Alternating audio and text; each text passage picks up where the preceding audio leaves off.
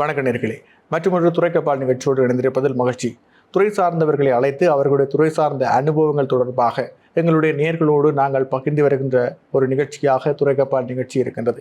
இந்த நிகழ்ச்சியை பொறுத்தவரையில் ஒவ்வொரு துறைகளிலுமே சாதித்தவர்கள் சொல்லுகின்ற கதைகள், அவர்களுடைய அனுபவ பகிர்வு என்பது எதிர்கால சந்ததியினருக்கும் அதை போன்று தற்போது இங்கே இந்த நிகழ்ச்சியை பார்த்து கொண்டிருப்பவர்களுக்கும் ஒரு படிப்பினையாக ஒரு சிறந்த ஒரு எடுத்துக்காட்டாக அமையும் என்ற மிகுந்த நம்பிக்கை எங்களுக்கு இருக்கின்றது. அதன் அடிப்படையில் தான் இன்றைய தினமும் ஒரு துறை சார்ந்த பெருமுகரோடு எங்களுடைய துறைக்கப்பால் நிகழ்ச்சியில் நாங்கள் இணைந்து கொள்கின்றோம். ஓய்நிலை அதிபர் திரு அருணாசலம் அவர்கள் இன்று எங்களுடைய துறைக்கப்பால் நிகழ்ச்சியில் இணைந்து கொள்கின்றார். முதலில் நாங்கள் அவரை நிகழ்ச்சிக்குள்ளே வரவேற்றுக் கொள்ளலாம். வணக்கம் சார். வணக்கம். நாங்கள் ஏற்கனவே குறிப்பிட்டதை போன்று துறை சார்ந்தவர்களை அழைத்து இந்த துறைக்கப்பால் நிகழ்ச்சிகளே பல்வேறுபட்ட விடயங்களை நாங்கள் பேசி வருகின்றோம். உங்கள் தொடர்பாக நாங்கள் பார்க்கின்ற போது மட்டக்களப்பு கல்விப்புலத்தில் இருக்கக்கூடிய பலருக்கும் உங்களை தெரிந்திருக்கிறது. எங்களுடைய நிகழ்ச்சியை பார்க்கின்ற நேயர்கள் நாட்டினுடைய பல்வேறுபட்ட பாகங்களிலும் இருக்கின்றார்கள். அவர்களுக்காக உங்கள் தொடர்பான ஒரு அறிமுகத்தை எங்களுக்கு வழங்கக்கூடியதாக இருக்குமா? நான் மட்டக்களப்பு மாவட்டத்தின் கொம்மாதுறை கிராமத்தில் பிறந்து வளர்ந்தேன். என்னுடைய ஆரம்ப கல்வி அப்போதைய கொம்மாதுறை அரசினர் தமிழ் கல்வம் பாடசாலையாகவும் தற்போது கொம்மாதுறை விநாயகர் வித்தியாலயமாக இருக்கின்ற பாடசாலையில் எனது ஆரம்ப கல்வியை கற்றேன். நாங்கள் ஆரம்ப கல்வியில் கற்றும்பொழுது எங்கள் பாடசாலை ஜேஎஸ்சி என்று கூறப்படுகின்ற 8ஆம் தரம் வரையும் இருந்தது. அதன் பின்னர் ஏற்படுத்தப்பட்ட கல்வி சீர்திருத்தத்துக்கு அமைவாக எங்களுடைய பாடசாலை தரம் 5 குறைக்கப்பட்ட பின்னர் அருகில் உள்ள வந்தார்புலை மத்திய வித்தியாலயத்தில் 6ஆம் தரத்திலிருந்து காப்போத்த உயர்தரம் வரை அப்பொழுது ஏற்படுத்தப்பட்ட சீர்திருத்தத்துக்கு ஏற்ப எங்களுடைய பரீட்சை பெயர்கள் மாற்றப்பட்டது. முதல் எஸ்எஸ்சி என்று இருந்தது, பிறகு எங்களுக்கு என்சிஜி என்று மாற்றப்பட்டது. அதே மாதிரி ஹெச்எஸ்சி என்று இருந்த பாடப்புலம் ஹெச்என்சிஇ என மாற்றப்பட்டு நாங்கள் ஏஎல்ஐ முடித்த பின்னர் ஏற்படுத்தப்பட்ட முதலாவது அப்போது இருந்த ஜேஆர் ஜெயவர்த்தனின் ஆட்சி காலத்தில் கல்வி அமைச்சராக இருந்த முன்னாள் ஜனாதிபதி திரு ரணில் விக்ரமசிங்கே அவர்கள் கல்வி அமைச்சராக இருந்த பொழுது கல்வியில் ஒரு நல்ல மாற்றத்தை ஏற்படுத்த வேண்டும் என்று சொல்லி முதல்ல 8ஆம் தரம் படித்தவர்கள் எஸ்எஸ்சி படித்தவர்கள் எல்லாம் ஆசிரியர்களாக இருந்தார்கள்.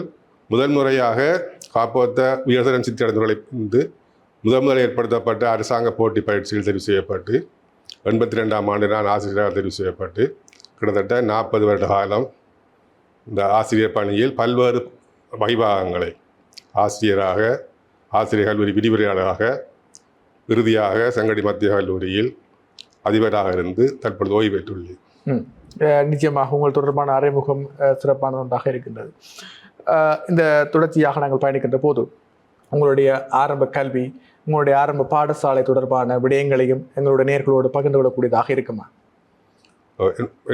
ஆரம்ப கல்வி நான் குறிப்பிட்டது போல எங்களுடைய கொம்மாதுறை தற்போது உள்ள கொம்மாதுறை சித்தி விநாயகர் ஆலயத்துக்கு அண்மையில் அமைந்திருக்கின்ற விநாயகர் வித்தியாலயம் தான் என்னுடைய ஆரம்ப பாடசாலையாக அமைந்தது.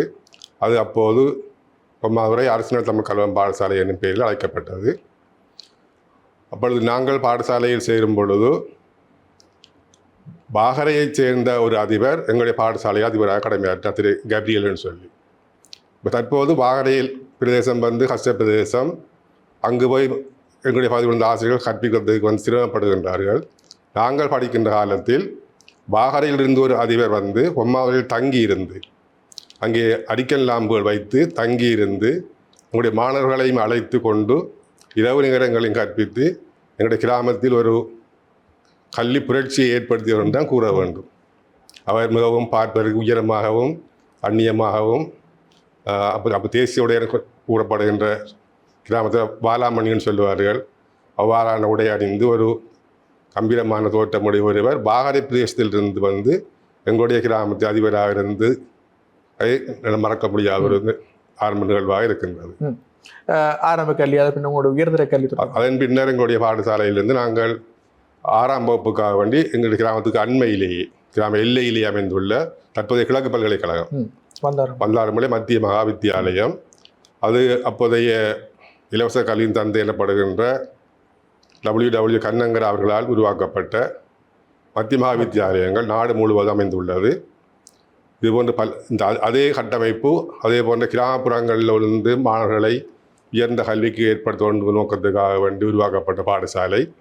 கிழக்கு மாகாணத்திலே உருவாக்கப்பட்ட முதலாவது மத்திய வித்தியாலயம்.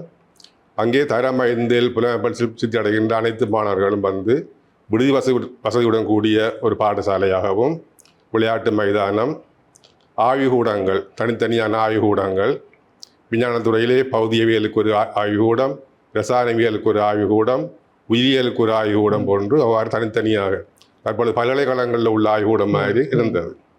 நாங்கள் 6ஆம் வகுப்பு படிக்கும்பொழுது அந்த ஆய்வுகூடத்துக்கு அண்மையில் போகும்பொழுது எங்களுக்கு ஆசை வரும். அந்த உயிரியல் ஆய்வுகூடத்திலே வந்து போத்தல்களில் பதப்படுத்தப்பட்ட உயிரினங்கள் இருக்கும். அங்கே ஒரு போத்தலில் ஒரு குழந்தை, இன்னும் ஒரு போத்தலில் இரட்டை குழந்தைகள். நாங்கள் ஓடிப்போய் அதை பார்ப்பது, ஆசிரியர்கள் தெரியாமல் பிராந்தியார் போகும்பொழுது ஓடிப்பதை பார்ப்பது. அதே வேளையில் அங்கே அந்த ஏஎல் படிக்கிற அண்ணாமார் அந்த ஜன்னல் ஓரத்தில் மைக்ரோஸ்கோப்பை வச்சு பார்த்து கொண்டு அதை கீறிக்கொண்டு இருப்பார்கள். அப்படி இருக்கும்பொழுது தான் விஞ்ஞானத்தில் எங்களுக்கு கூடுதலான ஆர்வம் ஒன்று வந்தது. அப்போ அதில் இருந்தால் நாங்கள் விஞ்ஞான பிரிவுக்கு ஏஎல்லையும் வந்து படிக்கக்கூடிய ஒரு சூழ்நிலை. அந்த சூழ்நிலை தான் எங்களை விஞ்ஞானத்தின் பால் ஈர்ப்பை ஏற்படுத்தியது. இவ்வாறாக உங்களுடைய இந்த உயிரியல் பிரிவு மீதான ஒரு ஈடுபாடு தொடர்பாக கூறுகின்ற போது ஆய்வு கூடங்கள் உங்களுக்கு ஏற்படுத்தி அந்த ஒரு ஈர்ப்பு உங்களை ஒரு உயிரியல் மீதான ஒரு காதலை கொள்ள வைத்திருக்கிறது என்றுதான் நான் கூற வேண்டும். இவ்வாறு இருக்கின்ற போது உங்களுடைய உயர்ந்த கல்விக்கு பின்னரான உங்களுடைய கல்வி நடவடிக்கைகள், உங்களுடைய மேலே அதாவது உங்களுடைய உயர் படிப்புகள் தொடர்பான விடயங்கள் தொடர்பாக உங்களோட பகிரக்கூடியது. நானோட விவசாய பின்னணியை கொண்ட குடும்பத்தில் பிறந்தனால் நான் 7ஆம் வகுப்பு படிக்கும்போது என்னுடைய தந்தையார் வயலில் வைத்து பாம்பு இறந்து விட்டார். அது குடும்ப நிலைமை மிக கஷ்டமாக இருந்தது. அப்பொழுது நாங்கள் படித்த பந்தாமலை மத்திய வித்தியாலயத்தில் 2 நேரங்கள் பாடசாலை நடைபெறும். காலையில் 8 மணியிலிருந்து 12:30 மணி வரையும் ஒரு நேரமாகவும், ஒரு 12 12:30 1:15 மணி வரையும் மதிய உணவுக்காக வேண்டி விடுமுறை விட்டு மீண்டும் பின்னர பாடசாலை நடைபெற்று 3:30 மணி தான் பாடசாலை விடும். ஒரு பாடசாலை விட்ட பின்னர் எங்களுக்கு இல்ல விளையாட்டு போட்டி இருந்தால் 5 மணி வரையும் கேட் பூட்டப்பட்டிருக்கும். கட்டாயம் மாணவர்கள் அங்கு வந்து விளையாட்டு பயிற்சிகளில் எல்லாருமே கலந்து கொள்ள வேணும். இப்போ நான் அந்த விளையாட்டு போட்டிகளில் பங்கு பெற்றது மிகவும் குறைவாக இருந்தது. அது காரணம் வந்து எங்களுடைய குடும்ப சூழ்நிலை. எனக்கு அப்பொழுதெல்லாம் வந்து ஒரு ஷர்ட் தான் இருக்கும். இப்பொழுது போல இலவச சீருடை, இலவச புத்தகங்கள் ஒன்றுமே அந்த கிடைக்காது. அப்போ விளையாடி வேர்த்தா திருப்பி அந்த ஷர்ட்டை உடனே கழுவி போடக்கூடிய சூழ்நிலையில், இல்லாட்டி அடுத்த நாள் பாடசாலைக்கு போகக்கூடிய சூழ்நிலை. இதுக்காக நான் வந்து விளையாட்டுகள்லேருந்து ஒதுங்கி கொண்டிருந்தேன். அந்த என்னுடைய உயரத்தை கவனத்தில் கொண்டு சிலர் என்னை பயிற்சிக்கு அப்படிங்கிற பாடசாலையில் கூடைப்பந்தாட்டம் இருந்தது, வாலிபால் இருந்தாலும் நான் அதில் ஈடுபட இல்லை. பிறகு சில மாணவர்கள், நான் ஆசிரியராக வந்த சில ஆசிரியர்கள், நீ எல்லாம் மைக்கேல்ஸுக்கு வந்திருந்தால் இன்னும் கூடைப்பந்தாட்டத்தில் முன்னே நான் அந்த நாட்டில் பெரிய விளையாட்டு வீரன் ஆக்கியிருப்பேன். சரியாக இந்த உயரம் வந்து 6 அடி, 1 இன்ச்சு கூடையும் இல்லை, 1 இன்ச்சு குறையும் இல்லை, சரியாக 6 அடி. அப்போ நான் விவசாய குடும்பத்தில் பிறந்த வழியால் கொஞ்சம் உடம்பு வந்து திரகாத்திரமாக இருந்தேன். இந்த வறுமையான சூழல் காரணமாக எனக்கு இந்த உடுப்பு பாடசாலைக்கு போட்டு போகிறதுக்கு உடுப்பு இல்லாத பார்த்தாலும் நான் வந்து விளையாட்டுகளில் ஈடுபட்டது குறைவாக இருந்தது. நிச்சயமாக தன்னுடைய வாழ்க்கையினுடைய ஆரம்ப கால கட்டங்கள் எவ்வாறு கடந்து சென்றது, தன்னுடைய ஆரம்ப கல்வி, தன்னுடைய வாழ்க்கை பயணம் தொடர்பாக பல விடயங்களை மீட்டி வருகின்றார் உயர்நிலை அதிபர் திரு அருணாசலம் அவர்கள். தொடர்ந்து நிகழ்ச்சிகளை பயணிக்கலாம். பல்வேறுபட்ட விடயங்களை நாங்கள் உங்களுக்கு கொண்டு வந்து சேர்ப்பதற்காக இருக்கின்றோம். நிகழ்ச்சியிலே சிறியதொரு வர்த்தக விளம்பர இடைவெளி, தொடர்ந்து நிகழ்ச்சியோடு இணைந்திருக்கலாம். வர்த்தக விளம்பர இடைவெளியை தொடர்ந்து நிகழ்ச்சியோடு நடந்திருக்கிறோம். ஓய்வுநிலை அதிபர் திரு அருணாசலம் அவர்கள் தன்னுடைய வாழ்க்கை பயணம், அவருடைய இளமை காலம் என்று பல விடயங்களை எங்களுடைய இந்த முதல் பகுதிகளை பகிர்ந்திருந்தார். நீங்களும் நிகழ்ச்சியில் இணைந்திருந்த நீங்கள் அந்த விடயங்களை பார்த்திருப்பீர்கள். நாங்கள் பல்வேறுபட்ட விடயங்கள் தொடர்பாக அவரிடம் வினவ வேண்டியதாக இருக்கிறது. அவருடைய துறை சார்ந்த அனுபவத்தை உங்களிடம் கொண்டு வந்து சேர்ப்பதற்காக நாங்கள் தயாராக இருக்கின்றோம். தொடர்ந்தும் அவரிடம் நாங்கள் நிகழ்ச்சியில் செல்லலாம். நீங்கள் கூறுகின்ற போது குறிப்பிட்டிருந்த இளமை காலத்தில் உங்களுடைய தந்தையார் விவசாய நடவடிக்கையாக செல்கின்ற போது தவறிவிட்டார் என்ற விடயத்தை குறிப்பிட்டிருந்தீர்கள். அதன் பின்னர் உங்களுடைய குடும்பத்தினுடைய சூழ்நிலை எவ்வாறு இருந்தது? உங்களுடைய குடும்பத்தில் எத்தனை பேர்? உங்களுடைய குடும்பத்தினுடைய பொருளாதார நிலைமைகளை நீங்கள் மீட்டெடுப்பதற்கு என்னென்ன பணிகளை செய்தீர்கள்? அந்த விடயங்கள் தொடர்பாக எங்களோடு சற்று பகிர்ந்து கொள்ளக்கூடியதாக இருக்குமா? என்னுடைய குடும்பத்தில் வந்து நாங்கள் என்னுடன் சேர்த்து 6 உறுப்பினர்கள். நான் தான் வீட்டில் கடைசி பிள்ளை. 3 அக்கமார். அவர்கள் 3 திருமணமான பின்னர் தான் எங்களுடைய தந்தையாக இருந்தார். 2 சகோதரங்களும் வந்து கடுமையான உழைப்பாளிகள். ஆரம்பத்தில் கஷ்டப்பட்டு வயலெல்லாம் செய்து பிறகு அந்த வயல் மூலம் நல்ல வருமானம் பெற்று உழவு இயந்திரங்கள் 2 வாங்கி அந்த கிராம சூழலில் வந்து மாடு வயல்னு சொல்லி கொஞ்சம் வந்து நாங்கள் ஓரளவுக்கு வந்து பொருளாதார ரீதியாக வளர்ச்சி அடைந்த வேலையில் தான் நானும் காப்பாற்ற உயர்தரம் பாஸ் பண்ண உடனே யூனிவர்சிட்டிக்கு நான் அப்ளை பண்ணல, டீச்சிங் கிடச்சிது. எனக்கு டீச்சிங் வந்து அப்ளை பண்ணி போட்டி பரீட்சையிலேயே முதலாவது எனக்கு கிடச்சி தான் விவசாய ஆசிரியராக தான் நியமனம் பெற்றேன் 1982ஆம் ஆண்டு. அதன் பின்னர் சட்டக்கல்லூரியிலே மாணவனாக இருந்தேன்.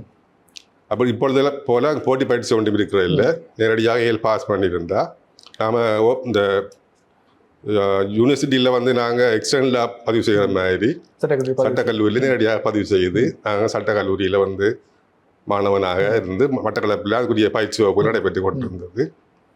என்னுடைய பயின்றவர்கள் தான் முன்னாள் பாராளுமன்ற உறுப்பினர் துரைராஜசிங்கம், முன்னாள் காத்தாங்குடி நகரசபை தலைவராக இருந்த ஜவாத் அவர்கள், இன்னும் பல நண்பர்களை குறிப்பிடலாம். அவர்களெல்லாம் சட்டக்கல்லூரி முடித்தார்கள். நான் அந்த கிராமத்திலிருந்து நகரத்துக்கு வரும்பொழுது அப்போது ஏற்பட்ட சூழல் காரணமாக அப்போ நான் வந்து தொடர்ச்சியாக அந்த சட்டக்கல்லூரி படிப்பை தொடர முடியாத நிலை ஏற்பட்ட பின்னர் ஆசிரியராக இருந்தேன். பிறகு எங்களுக்கு ஆசிரியர் பயிற்சி முடித்து காப்பத்தொகை எடுத்ததை விவசாயம் ஒரு பாடமாக அல்ல விஞ்ஞான தொழில் படித்த மாணவர்களுக்கு பல்கலைக்கழகம் ஒரு ஸ்காலர்ஷிப் வழங்கியது. கிழக்கு பல்கலைக்கழக விவசாய கூடம். அதில் எனக்கு உள்வாரியாக படிக்கக்கூடிய வாய்ப்பு ஏற்படுத்தப்பட்டது. அப்பொழுது திரு ரவீந்திரநாத் அவர்கள் அங்கே விரிவுரையாளராக இருந்தார். நாங்கள் ஏஎல் படிக்கும் பொழுதும் விவசாயத்தை ஒரு பாடமாக கற்றிருந்தேன். அப்பொழுது எங்கள் ஏஎலுக்கு செய்முறை பயிற்சிக்காக வேண்டி கழுநாரில் பண்ணை இருந்தது. அந்த கழுநார் பண்ணைக்கு நாங்கள் செல்வதுண்டு. அந்த கழுநாடு பண்ணைக்கு செல்லும் பொழுது தற்போது கடத்தப்பட்டு காணாமல் போயிருக்கின்ற பேராசிரியர் ரவீந்திரநாத் அவர்கள் அங்கே ஒரு ஆராய்ச்சி உத்தியோகத்தில் இருந்தார். மிக இளமையாகவும் மிகவும் தெளிவாக இந்த அங்குள்ள விடயங்களை அந்த பயிற்சியில் புதிய இனங்களை உருவாக்குற விடயங்கள், அதில் வந்து எங்களுக்கு அந்த தாவர விருத்தி விற்பனராக இருந்த டாக்டர் அருணந்தி அவர்கள் எல்லாம் கடமையாற்றினார்கள். அவர்களுடைய செயற்பாடுகளை மேலும் ஒரு விவசாயத்தில் ஒரு ஈடுபாட்டை ஏற்படுத்தியது. அதன் பின் அவர் விரிவுரையாளர் இருக்கும் பொழுது தான் நான் வந்து கிழக்கு பல்கலைக்கழகத்தில் எங்களுக்கு புலமை பரிசு கிடைத்து அங்கே போய் நான் விவசாயத்துறையில் பட்டத்தை பெற்றுக்கொண்டேன். கிழக்கு பல்கலைக்கழகத்தில் உங்களுக்கு ஒரு உள்வாரி மாணவனாக செயற்படுவதற்காக கற்பதற்கான ஒரு சந்தர்ப்பம் கிடைத்தது. கிழக்கு பல்கலைக்கழகம் என்பது நீங்கள் ஏற்கனவே குறிப்பிட்டதை போன்று உங்களுடைய தாய் விட என்றே குறிப்பிடலாம். காரணம், வந்தாரமூலை மத்திய மகா வித்தியாலயம் தான் கிழக்கு பல்கலைக்கழகமாக மாற்றப்பட்டது. அந்த உணர்வு எவ்வாறு இருந்தது? நாங்கள் ஏஎல் படிக்கும் பொழுதுதான் அந்த பல்கலைக்கழக மாற்ற சூழல் ஒன்று உருவாகியிருந்தது. அப்போ நாங்கள் ஏஎல் மாணவர்களுக்கு எதிராக இருந்தோம். அங்கே ஒரு பல்கலைக்கழகம் வந்தால் நாங்கள் இங்கே எங்களை பிறவார மாணவர்கள், எங்கே கிராமத்து மாணவர்கள் எங்கே படிப்பது என்ற ஒரு சூழ்நிலை உருவாகி ஒரு எதிர்ப்பை நாங்கள் உருவாக்கி இருந்தோம். அப்பொழுது அந்த அரசியல் சூழ்நிலையில் நாங்கள் வந்து அப்பொழுது 77ஆம் ஆண்டுங்களுக்கு அந்த அரசியல் சூழ்நிலையில் வாக்குரிமை இல்லாவிட்டாலும் அந்த தமிழ் உணர்வோடு நாங்கள் தமிழர் விடுதலை கூட்டணிக்கு சார்பாக குடும்பம் எல்லாம் செயல்பட்டது. நாங்கள் வாக்கு இல்லாட்டி எல்லா கூட்டங்களுக்கும் சைக்கிளில் போய் எல்லா கூட்டங்களையும் கலந்து கொள்வோம். அந்த கிழக்கு பல்கலைக்கழகத்தை உருவாக்குறது முக்கியமாக இருந்தவர் அப்போது எங்களுடைய கல்குடா தொகுதி அமைச்சரும் எங்களுடைய பக்கத்து செங்கடியை சேர்ந்தவருமான திரு கே டபிள்யூ தேவநாயகம் அவர்கள். அவருடைய மீது தனிப்பட்ட சில அவர் சிங்கள கட்சியில் அமைச்சராக இருக்கிறார், அவர் கொண்டு வார பல்கலைக்கழகம் சொல்லி எங்களுக்கு ஒரு எதிர்ப்பு ஒன்று எங்களுடைய ஏஎல் மாணவர் மத்தியில் வந்தது. அப்போதே கல்வி அமைச்சராக இருந்தவர் திரு நிசங்க விஜயரட்ன அவர்கள். அவர் ஒரு நாள் எதிர்பாராத விதமாக எங்களுக்கு தெரியாத நான் நிர்வாகத்தை அறிவித்து பார்க்க நினைக்கிறேன், பாடசாலை விடுகிற நேரம் ஒரு இந்த எங்களுடைய வந்தாரமூலை மத்திய வித்தியாலயத்துக்கு வந்து எல்லா மாணவர்களையும் அழைத்து ஒரு பொதுக்கூட்டம் கொண்டு நடைபெற்றது எங்களுடைய பிரதான மண்டபத்தில், இப்பொழுது நல்லியா மண்டபம் சொல்லப்படுற மண்டபத்தில். அப்போ அவர் பேசினார், அழகான ஆண்களுக்கு ஒரு பாடசாலையும் அழகான பெண்களுக்கு ஒரு பாடசாலை அமைத்த பின்னர் தான் கிழக்கு பல்கலைக்கழகமாக மாற்றுவோம், எனவே மாணவர்களில் கலவரமடைய தேவையில்லை என்று. இந்த கிழக்கு பல்கலைக்கழகம் உருவாக்குறத முக்கியமாக இருந்த வந்தாரமூலை சேர்ந்தவர் திரு நாகேந்திரன் அவர்கள். அவர் எனக்கு உறவினர், என்னுடைய விவசாய பாட ஆசிரியர். அப்போ இந்த கூட்டம் முடிந்து அடுத்த நாள் காலையில் வந்த உடனே நான் முதல் போய் அவர்கிட்ட கேட்டேன், குட் மார்னிங் சார்ன்னு சொல்லி போட்டு, அழகான ஆண்களுக்கு ஒரு பாடசாலையும் அழகான பெண்களுக்கு ஒரு பாடசாலை அமைத்தா எங்களை போல ஆக்கள் எங்கே படிக்கிற சார் கேட்டேன் முஸ்பாத்தியாக. அவர் சொன்னால் அப்படி இல்லைடா, மாறி அழகான ஆண்களுக்கான பாடசாலையும் ஒரு பெண்களுக்கான பாடசாலை அமைத்து தருவாருன்னு சொல்லி அது பிறகு எங்களுடைய எண்ணங்கள் எல்லாம் மாறுபட்டது. அந்த கிழக்கு பல்கலைக்கழகம் அமைந்ததால் ஒரு நல்ல பாடசாலையை நாங்கள் இழந்திருந்தாலும் அந்த வரப்பிரசாதம் அமைந்து வந்தது. அதற்கு ஈடாக வந்து இப்போ எங்களுடைய மத்திய கல்லூரி வளர்ச்சி அடைந்திருக்கிறது. அதே போல் வந்தார்மொழி விஸ்வவித்யாலயம், அதே போல் இந்த பேர் நாமத்தோடு இடம்பெயர்ந்து சித்தாண்டி போன வந்தார்மொழி மத்திய வித்யாலயம் தற்பொழுது அதே பேர் நாமத்தோடு இயங்கிக் கொண்டிருக்கிறது. இப்பொழுது கிராமப்புறங்கள் எல்லாம் வந்து வண்ணவி பாடசாலை உருவாக்கப்பட்டு அந்த ஆரம்ப காலத்தில் வந்தார்மொழி மத்திய வித்யாலயம் எவ்வாறு கிராமத்து பிள்ளைகளுக்கு கல்வியை வழங்கியதோ அதே போன்ற கல்வி பணியை சிறப்பாக எங்களுடைய கிராமத்தில் உள்ள வண்ணவி பாடசாலை வழங்கி கிராமங்களிலிருந்து மிகச் சாதாரண குடும்பங்களிலிருந்து பொறியியலாளர்கள், வைத்தியர்கள், விஞ்ஞான பட்டதாரிகள் உருவாகக்கூடிய சூழ்நிலை இப்பொழுது உருவாகி இருக்கின்றது.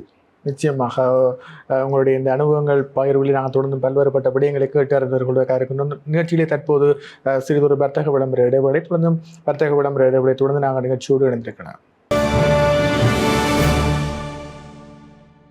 வர்த்தக விளம்பர இடைவேளை தொடர்ந்து துறைக்கப்பால் நிகழ்ச்சியோடு இணைந்திருக்கின்றோம். ஓய்வு நிலை அதிபர் திரு அருணாச்சலம் அவர்களுடைய வாழ்க்கை பயணம், அவருடைய துறை சார்ந்த அனுபவங்களை நாங்கள் இந்த நிகழ்ச்சியிலே இன்று பேசி வருகின்றோம். தொடர்ந்து பல்வேறுபட்ட விடயங்களை நாங்கள் அவரிடமிருந்து கேட்டிருவதற்காக இருக்கின்றோம். இவ்வாறு நீங்கள் வந்தார்மூலை மகா வித்தியாலயம், அதே போன்று கிழக்கு பல்கலைக்கழகமான விடயம் தொடர்பாக உங்களுடைய இளமைக்கால அனுபவங்களை எங்களுக்காக மீட்டி தந்திருக்கின்றீர்கள் என்றால் நான் இந்த இடத்திலே குறிப்பிட வேண்டும். குறிப்பாக நீங்கள் ஒரு ஆசிரியராக 40 வருடங்கள் கடமையாற்றியிருக்கின்றீர்கள். அதிபராக, ஆசிரியராக 40 வருடங்கள் நீங்கள் கல்வித்துறையோடு பயணித்திருக்கின்றீர்கள். முதலாவது ஆசிரியர் நியமனம் எங்கு உங்களுக்கு கிடைக்கப்பெற்றது? அவை தொடர்பாக எங்களோடு பகிரக்கூடியதாக இருக்குமா? என்னுடைய முதலாவது ஆசிரியர் நியமனம் வந்து முரக்கட்டாஜனை ராமகிருஷ்ண மிஷன் வித்தியாலயத்தில் தான் தொடங்கினது.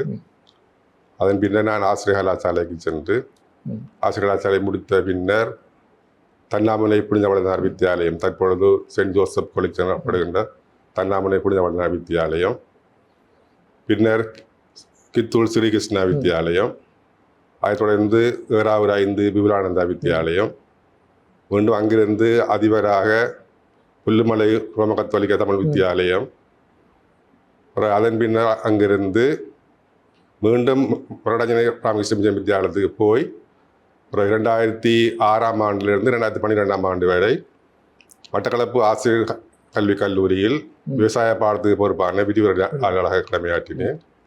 அப்போதுதான் இந்த அதிபர் போட்டி பயிற்சிகள் சித்தி அடைந்து இருந்து, அப்பொழுது செங்கடி மத்திய கல்லூரியில் ஏற்பட்ட ஒரு அனர்த்தம் காரணமாக அந்த பாடசாலை சூழல் சற்று புலம்பி இருந்தது.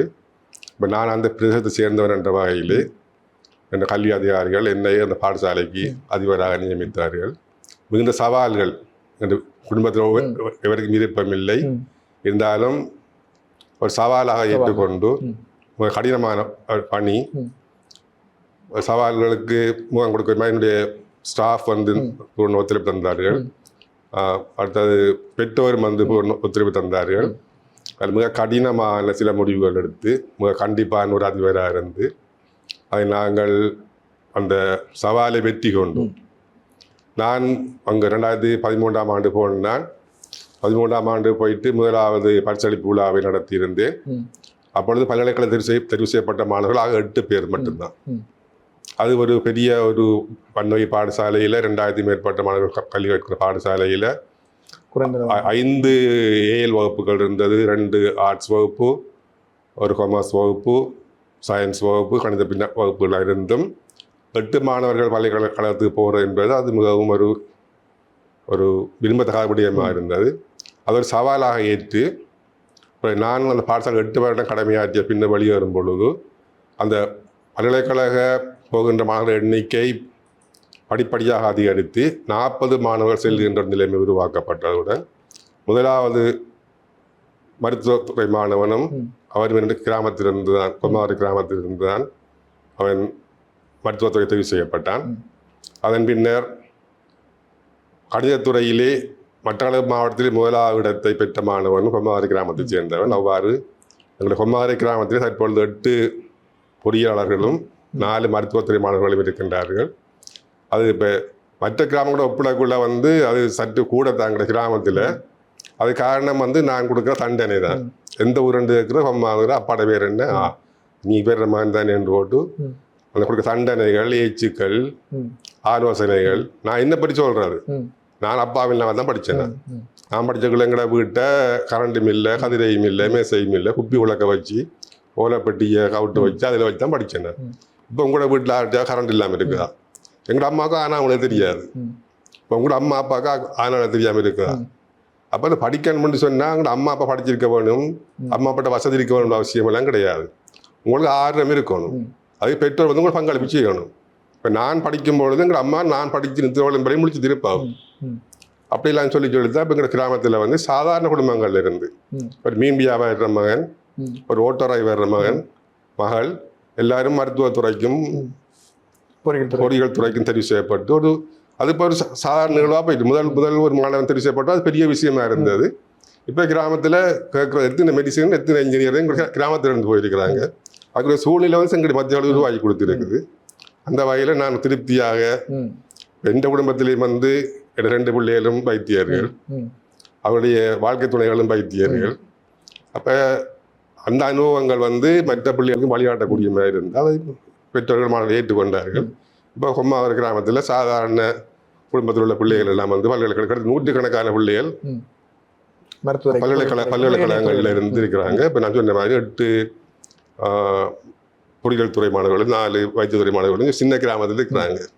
எங்களுடைய கிராமத்தில் நான் துணிவா சொல்லுவேன், படித்த கிராமம்னு சொல்லக்கூடிய அளவுக்கு நாங்கள் வந்துருக்கிறோம். இவ்வாறு நீங்கள் இந்த உங்களுடைய அனுபவங்கள் நீங்கள் இட்டிருக்கக்கூடிய அத்திபாரங்கள் தொடர்பாக நாங்கள் பார்க்கின்ற போது நீங்கள் நிகழ்ச்சியினுடைய ஆரம்பத்தில் கூறிய ஒரு விடயம் தான் எனக்கு ஞாபகம் பெறுகிறது. நான் என்னுடைய பாடசாலை காலத்திலே விளையாட்டுத்துறையை தவிர்த்து கொண்டதற்கான காரணம் என்னுடைய வறுமை ஒரு காரணமாக இருந்தது. ஆனால் அதன் காரணமாக நான் விளையாட்டுத்துறையை தவிர்த்து கொண்டேன் என்று கூறினீர்கள். ஆனால் நீங்கள் தற்போது பார்க்கின்ற போது அந்த அனுபவத்தின் ஊடாக இன்று பல கல்வியாளர்களை எங்களுடைய இந்த சமூகத்துக்கு தந்திருக்கின்ற அடிப்படையிலே இது உண்மையில் ஒரு பாராட்டத்தக்க அல்ல ஒரு மெச்சத்தக்க விடயமாக இருக்கின்றன என்றதை நாங்கள் இங்கே குறிப்பிட வேண்டியதாக இருக்கின்றது. இவ்வாறான உங்களோட பயணம் தற்போது நீங்கள் அதை ஒரு ஓய்வு நிலை அதிபராக இருக்கின்றீர்கள். ஒரு விவசாய குடும்பத்தை சார்ந்த ஒருவர் என்ற அடிப்படையிலும் நீங்கள் இந்த உங்களுடைய கல்வி புலத்திலும் அதே போன்று உங்களுடைய தொழில் நடவடிக்கைகளிலும் அல்லது உங்களுடைய பல்கலைக்கழக சூழல் அல்லது அதற்கு முன்னைய காலங்களிலும் இந்த விவசாய நடவடிக்கைகள் சார்ந்து பெற்றுக்கொண்ட அனுபவங்களை இந்த சமூகத்திற்கு, அதாவது கல்வி புலத்துக்கு நீங்கள் ஆற்றிய பணி என்பது ஒரு மகத்தான பணியாக இருக்கிறது. நீங்கள் இளையவை பதிவு செய்திருக்கிறீர்கள் அந்த விடயம். அதற்கு அப்பால் நீங்கள் உரையாடுகின்ற போதும் குறிப்பிட்டிருந்தீர்கள், நீங்கள் உங்களுடைய சமூகத்திற்காக, உங்களுடைய விவசாய சமூகத்திற்காக என்னென்ன விடயங்களை நீங்கள் உட்புகுத்தி இருக்கின்றீர்கள், அவை தொடர்பாகவும் சற்று உங்களோடு பகிர்ந்து கொள்ளக்கூடியதாக இருக்குமா? எங்களுடைய பாடசாலையில் வந்து விவசாயம் வந்து தனியாக தியரியோட மட்டும் இல்லாமல் அங்கே நடைமுறைப்படுத்தக்கூடியவாறு அந்த பாடசாலையில் வந்து விவசாய பாடத்தில் அமைந்திருந்தது. இப்போ அப்பொழுதுதான் இந்த ஸ்ரீமா பண்டாரநாயக்க கல்வி அமைச்சர், இந்த பிரதம அமைச்சராக இருக்கும் பொழுது 5 ஆண்டு திட்டம் ஒன்று உருவாக்கப்பட்டு அதில் விவசாயத்துக்கு முக்கியத்துவம் வழங்கப்பட்டது. இப்போ பாடசாலை தரிசு நிலங்கள் எல்லாம் வந்து பயிற்சிக்கு உட்படுத்தப்பட்டது. முதலாக நாங்கள் 7ஆம் 8ஆம் படித்தவர்களாம் சோயா வரை அறிமுகப்படுத்தப்பட்டது இலங்கையில்.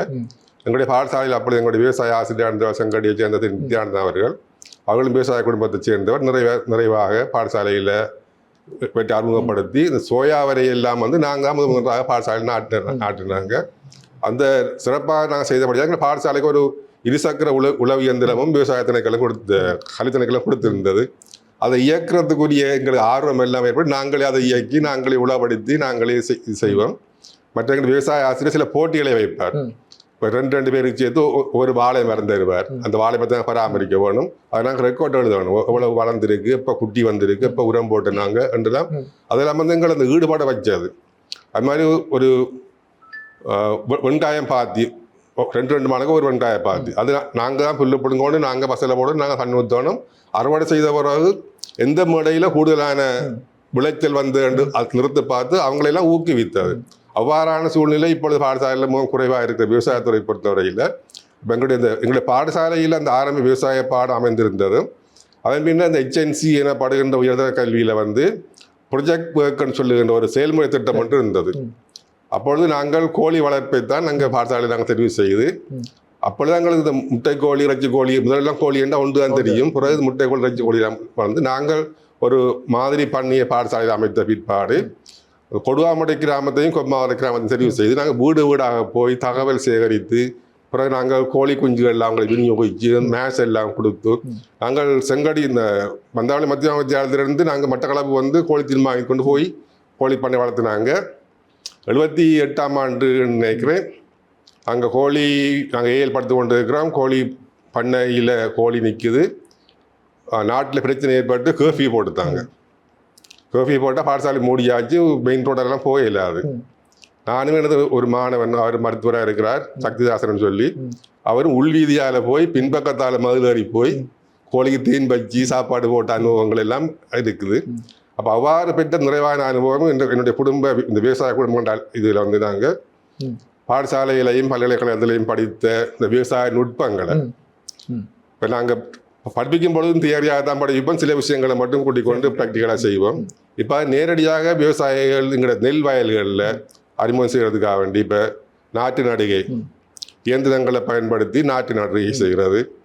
அடுத்தது இப்பொழுது புதிதாக வந்து ட்ரோன் மூலமாக விதைத்தல், ரசாயன நாசினி கழித்தல், பசலையிடல் போன்ற தொழில்நுட்பங்களில் வந்து நாங்கள் ஆர்வம் காட்டி அதை நாங்கள் இப்போ எல்லா பிரதேசங்களையும் அறிமுகப்படுத்தி வாரத்தில் நான் ஒரு முன்னணி விவசாயின்னு சொல்லி அவங்க கூறியிருக்கின்றார்கள். நிச்சயமாக தனியொரு கல்வி புலத்தோடு மாத்திரம் நின்று விடாமல் சமுதாய முன்னேற்றத்திற்காகவும் நீங்கள் பல பணிகளை செய்து வருகின்றீர்கள். அந்த விடயம் இந்த நிகழ்ச்சியிலே உண்மையிலே பதியப்பட வேண்டிய ஒரு விடயமாக இருக்கின்றது.